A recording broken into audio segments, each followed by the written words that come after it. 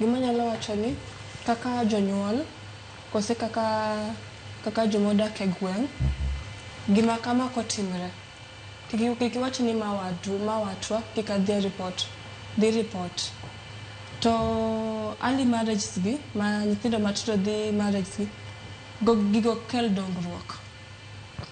King'e maber e gweng' ma gigi timre onge dongruok nikech jogi okuog kae modhi oko kata dhi somo ma kel dongruok e gwengegi.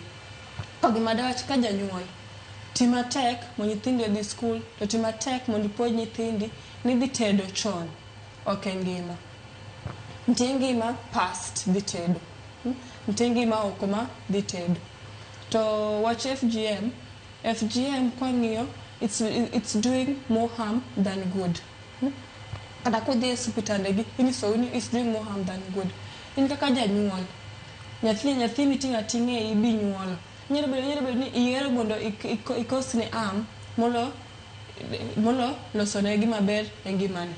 Ka janyuol nyathi minyuolo mihero tima tek kose gone lweny mondo nyathini kik yud harm on your hands.